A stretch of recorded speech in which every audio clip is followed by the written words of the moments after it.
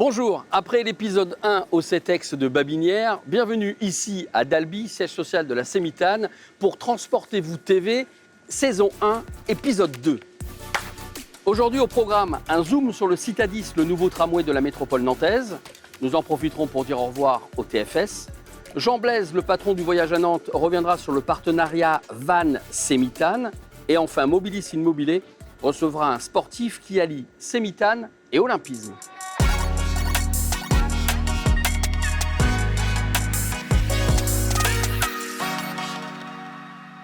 Et pour commencer, on retrouve Vincent Dillinger. Il est chef de projet acquisition tramway pour la Sémitane. Bonjour. Bonjour Julien. Ça va bien Vincent? Très bien. Alors est-ce que je me trompe si je dis que personne ne connaît mieux Citadis que vous? Alors oui, je le connais pas mal, ça fait 6 ans et demi désormais que je travaille dessus, sur ce projet, donc je pense être bien placé pour pouvoir expliquer. 6 années et demie de développement. Tout à fait, oui.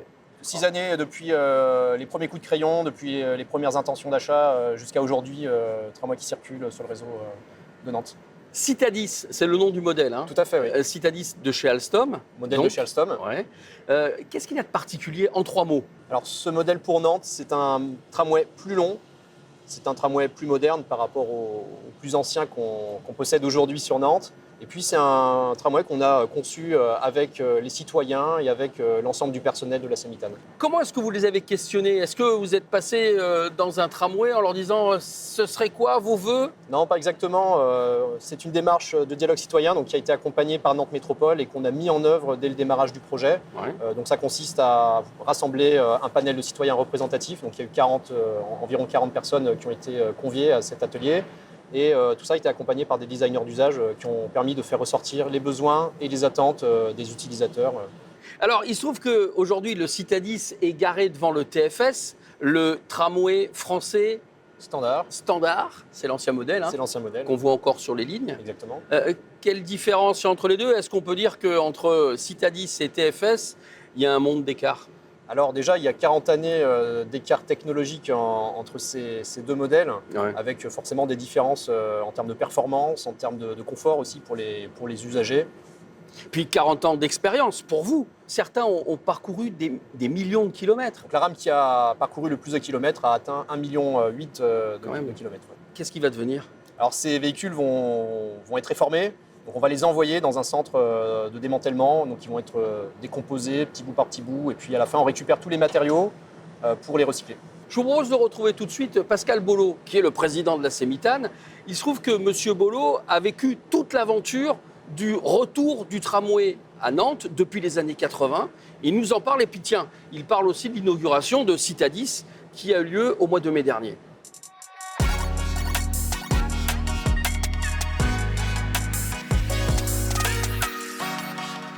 Une grande journée pour la Sémitane parce qu'on est vraiment sur l'officialisation. Là, même si on n'a que 5 rames sur les plus de 40 qui vont arriver ensuite, on est vraiment sur la reconnaissance à la fois institutionnelle et populaire de ce qui est d'ores et déjà la réussite de ces nouvelles rames de tramway, avec leur couleur qui fait quasiment l'unanimité, avec leur luminosité interne, avec la qualité des revêtements. Tout ça, c'est vraiment, ça rend fier toute une entreprise. 5, 4, 3, 2, 1, c'est parti! Le succès populaire pour une inauguration, je finis par m'y attendre. Je vous explique pourquoi. Je suis nantais de naissance. Je suis impliqué dans la vie municipale nantaise depuis longtemps. Et ça fait longtemps que je dis que cette ville, quelque part, est extraordinaire parce que dès que vous faites une offre à sa population, que ce soit une parade royale de luxe ou que ce soit l'inauguration du tramway, les deux choses sont évidemment assez peu comparables, je l'entends bien, mais tout de même, ça répond. Vous faites une offre à cette ville, sa population répond et elle vient. Voilà donc après ce sujet sur l'inauguration de Citadis avec Pascal Bollot, le président de la Sémitane. Moi, ce que j'aimerais bien, c'est qu'on fasse le tour, d'abord extérieur, le tour du propriétaire de Citadis. Alors non, Julien, on n'est pas propriétaire de ces véhicules, c'est Nantes Métropole qui les finance et qui les achète. Nous, on s'occupe simplement du contrat et de l'acquisition pour le compte de Nantes Métropole. Bah, c'était bien de le préciser. Il n'y a pas de quoi. On va parler du nez de Citadis. J'ai l'impression que vous avez voulu le personnaliser. Il n'y a que la métropole nantaise qui a ce nez-là. Alors effectivement, les nez sont personnalisés par les acheteurs. Ouais. Donc effectivement, on a mené tout un travail de design autour de ce nez de tramway, grâce au travail avec les citoyens, grâce à l'inspiration du designer qu'on a missionné sur ce projet, qui est RCP, un cabinet basé à Tours, D'accord. et qui a travaillé sur le tramway de Tours également. Et après, voilà, typiquement sur ce type de projet, les nez, alors, sauf si le client ne le souhaite pas, mais peuvent être personnalisés. Alors vous dites personnalisé, j'ai presque envie de dire personnifié. Parce qu'on a l'impression de voir un personnage. Moi, je vois un robot. D'accord, alors c'est vrai qu'il y a une signature lumineuse assez présente, assez prédominante sur la face avant, et qui peut peut-être faire penser à un robot, ouais. voilà, un regard de robot. Et il y a d'autres choses sur la façade qu'on n'aurait pas notées, ou alors que l'on a vu, mais qu'on n'a pas remarqué. Alors, je pense que ça se remarque tout de même, mais Ouais. effectivement, tout en haut, Oui. on retrouve un liseré lumineux qui s'éclaire de la couleur de la ligne, et ça, c'est typiquement quelque chose qui a été vu et imaginé par le citoyen. Bah, vous direz aux designers, vous direz aux gens vos camarades de la Samitane, et vous direz à tous les usagers qui ont été consultés que ça le fait. Voilà, c'est Ça le parfait. fait bien. On a bien bossé alors. Moi, ce que j'aimerais, c'est qu'on aille voir maintenant la porte. Il y a des détails qui sont quand même à noter. Tout à Et c'est fait, le moins on qu'on va- puisse on va dire. aller voir ça. Allons-y. Une porte qui a été pensée. Et c'est vrai que c'est sorti de la discussion avec les usagers. Ça, à vous fait, nous ouais. l'avez dit. Alors, nous, en tant qu'usagers, on n'est pas comme vous, on n'est pas des ingénieurs, on n'a pas travaillé dessus et tout. On se dit, ils ont mis un bouton, on n'a plus qu'à appuyer dessus. C'est pas ça du tout. Alors c'est un peu plus que ça, effectivement, on a vraiment étudié la porte pour permettre de répondre à différentes choses. Donc déjà, il y a des éclairages lumineux, vert, rouge, qui ont été rajoutés de manière à pouvoir informer de manière assez intuitive, le rouge, le vert. On peut entrer ou pas. Voilà, Ouais. l'état de la porte. Ça clignote quand ça bouge. Mmh. Donc voilà, ça c'est la première chose. Et puis après, sur les boutons de porte, effectivement, on en a mis deux, là où classiquement on en a un seul au centre. Et on les a mis au maximum sur l'extérieur, de manière à ce que les personnes qui naturellement se positionnent devant les boutons puissent se mettre sur les côtés et créer comme ça deux couloirs de personnes qui rentrent, là où à l'intérieur, le bouton, on l'a laissé au centre pour générer un couloir sortant. Donc vraiment, on a imaginé ça dans le but d'améliorer les flux. On dirait presque du braille. Alors c'est pas du braille, mais effectivement c'est pour les personnes malvoyantes qu'on est venu coller des éléments en relief. Ouais. Et en fin de compte, ils ont été espacés de manière à se rapprocher les uns des autres plus on s'approche du bouton. Et ça permet aux personnes de pouvoir identifier l'emplacement des boutons. Là où sur ce véhicule, on a beaucoup de vitres et ça peut être parfois un peu difficile pour eux de distinguer la zone de bouton. Alors, on a parlé de l'extérieur du Citadis, on parlera de l'intérieur dans quelques minutes avec les innovations que vous nous avez proposées, que vous proposez. On va maintenant parler de lui en tant qu'œuvre d'art. Alors, Citadis est une œuvre d'art, c'est clair, et pendant quelques années, il restera tel quel. Mais que ce soit TFS ou Bombardier, les autres modèles, depuis maintenant quelques étés, on les voit décorés. Ils deviennent des œuvres d'art avec le voyage à Nantes. C'est un partenariat entre le van et la Samitane. Et pour en parler, on retrouve le directeur du voyage à Nantes, c'est Jean Blaise.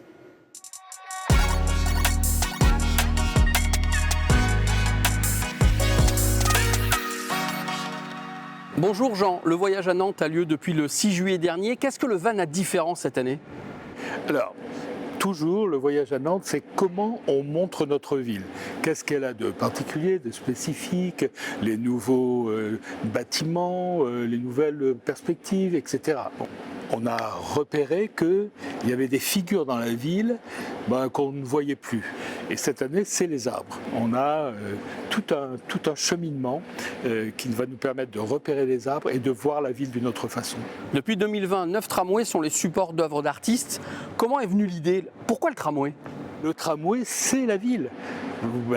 À n'importe quel moment de la journée, vous vous baladez, un tramway passe. À n'importe quel moment de la journée. Il est dans la ville. C'est un élément de la ville absolument indispensable et qui devient presque vivant. Et donc on avait décidé de traiter aussi les tramways, ces éléments de la ville indispensables, de les faire traiter par des artistes. Ce sont des œuvres différentes en fonction des tramways. Voilà. Et ils se baladent dans la ville. Et les Nantais, qui le prennent tous les jours, sont heureux de les retrouver. On finit par avoir une espèce d'attachement à ces tramways qui nous sont bien particuliers, qui nous appartiennent, qui sont à nous, Nantais. Alors justement, ces tramways, on va en parler tout de suite avec Jenna. Jenna, bonjour. Alors pour 2024, 2 tramways sont signés Florentine et Alexandre Lamarche au Vise. Pourquoi ce choix ? Alors chaque année, on essaye de trouver des artistes qui vont réussir à créer quelque chose d'inédit, d'un peu fou, de complètement nouveau. Et je me suis dit que travailler sur un tramway, ça pourrait vraiment leur plaire.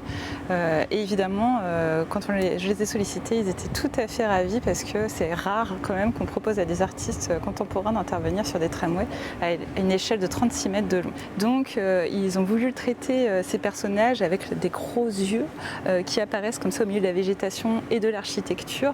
Donc oui, il y a directement quelque chose qui titille l'imaginaire de l'enfance, mais aussi, je pense, tous les passants de tous âges, parce que c'est quelque chose d'assez fou qui se déploiera dans le paysage de manière quotidienne et assez réjouissante, je pense. Merci beaucoup Jenna. Alors nous étions là lorsque Florentine et Alexandre ont découvert leurs 2 tramways et Florentine, sur le vif, a décrit leur travail. On trouvait ça drôle en fait de faire un train fantôme avec l'histoire un peu fantôme de Nantes en fait, avec la question du commerce triangulaire. Donc on a plutôt fait des animaux, on va dire exotiques, avec les plantes en fait qu'on trouve dans le parc. Et après il y a des hommages à Jules Verne avec 20 milieux sous les mers. Et en fait on a repris cette histoire de fantôme avec ses yeux qui nous regardent. Et aussi on a joué avec la notion de trame, avec la lithographie. Parce que c'est des lithographies qu'on a agrandies. Et la lithographie, c'est une trame et c'est un tram, donc ça, on trouvait ça drôle aussi, sur le mode d'impression. Jean, un tramway habillé par un artiste va rouler sur la métropole pendant 4-5 ans. Ça n'a rien d'éphémère, ça n'a rien de saisonnier. Non, c'est une marque dans la ville à laquelle on s'est habitué, qui revient sans cesse, qui dit la ville. Il y a une appropriation aussi bien des visiteurs extérieurs que des Nantais eux-mêmes. Merci Jean, bon voyage à Nantes. Merci. Donc après l'art avec Jean Blaise, on va parler déco avec Vincent. Et là, je suis sûr que je ne suis pas réducteur en fait, parce que vous l'avez conçu comme si on était à la maison. Oui, alors c'est vrai qu'on a vraiment cherché à rendre un espace, l'espace agréable pour les usagers, en jouant vraiment sur les couleurs, le côté bois pour le sol et sur les sièges aussi. Les barres qui sont peintes d'une certaine manière, qui d'ailleurs au toucher on va avoir quelque chose d'assez sympathique et agréable. Ouais. Et puis après, on a surtout travaillé sur tout l'aménagement intérieur de manière à rendre les espaces très larges, favoriser le passage, pour passer d'une porte à l'autre, pour permettre aussi à tout le monde de pouvoir circuler correctement dans le véhicule, tout en assurant qu'on puisse se tenir à chaque endroit. Et c'était une demande des usagers que d'avoir un tramway cocooning ? Alors oui, d'une certaine manière, puisque dans nos ateliers de travail, chacun a imaginé l'intérieur un petit peu comme son chez soi, donc on se retrouve effectivement avec quelque chose d'assez, avec des matériaux qu'on connaît et qu'on a souvent à la maison. Est-ce que ça, c'est un rappel de ce que vous nous avez dit sur le front, enfin sur le nez, avec la ligne verte et donc la ligne numéro 1. C'est un rappel ou pas ? Alors non, ça c'est pas le rappel de la couleur de la ligne. Là on est sur l'équivalent, mais en intérieur des fameuses bandes sur les portes, avec ici vert qui signifie que la porte est disponible et accessible, et puis mais en rouge si jamais la porte est condamnée suite à une panne par exemple, ou une fermeture forcée du conducteur. On a parlé des usagers, si on parlait des conducteurs. Oui. Allons-y. Alors qu'est-ce qu'il a de particulier, ce poste de conduite ? Alors ce poste de conduite, ce qu'il y a de particulier, c'est qu'on l'a imaginé dès le début du projet avec nos conducteurs et toutes les personnes qui sont impliquées dans la conduite, comme les formateurs par exemple. Mais c'est un petit peu normal, ils y seront toute la journée. C'est un peu leur bureau, donc effectivement, oui. il se doit de travailler avec eux pour concevoir et aménager selon leurs attentes cet environnement. On a missionné un ergonome spécifiquement, donc nous c'est Mitane, pour accompagner nos conducteurs dans la démarche. Et ensuite on a par thématique travaillé sur l'environnement du pupitre, donc la position des boutons, l'assise aussi, le choix du siège par exemple, et puis après tout le reste, finalement les rétroviseurs, les stores, toutes ces choses-là qui sont également nécessaires dans l'environnement de conduite. C'est vrai qu'il y a des boutons partout. Voilà, on a quand même épuré. On aurait pu en mettre encore plus. Donc là, on a vraiment gardé l'essentiel, ce qui doit tomber sous la main vraiment pour le conducteur, pour que le conducteur puisse de manière intuitive réaliser les opérations qu'il a à faire quand il est en exploitation. D'accord. Avec des passagers. Si le Citadis était en mouvement, nous serions nous-mêmes, tous les deux, en mouvement dans l'élément mobile. Autrement dit, Mobilis Immobilier. Tout ça pour vous dire que dans quelques secondes, là, maintenant, tout de suite, on va retrouver un sacré sportif, quelqu'un que vous connaissez bien, il s'appelle Ronan Pallier.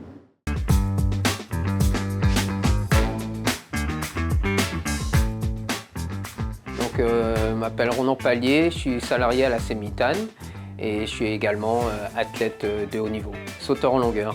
Ouais, je suis conseiller sur l'accessibilité à la problématique aux personnes à mobilité réduite. Naolib est quand même un point d'ancrage pour un avenir et une ville facile.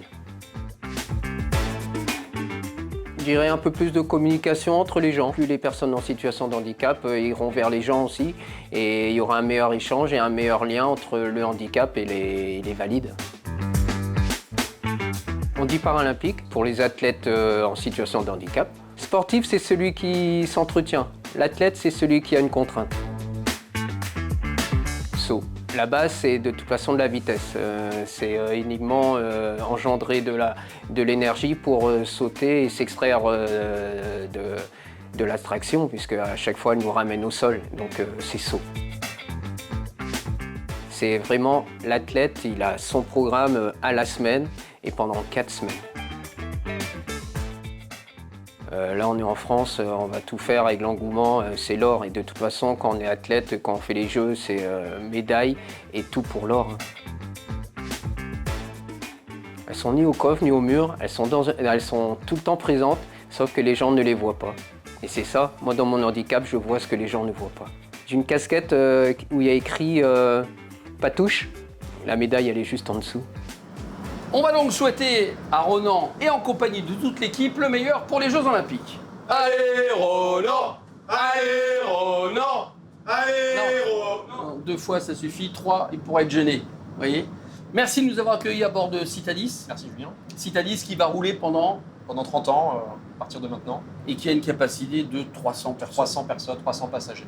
Pour vous, c'est le début d'une aventure. Pour nous, c'est le début, c'est la suite, avec 61 véhicules à mettre en service progressivement pour les prochaines années. Merci beaucoup une nouvelle fois. Merci. Et bravo. Merci. Vous, n'oubliez pas, restez mobile.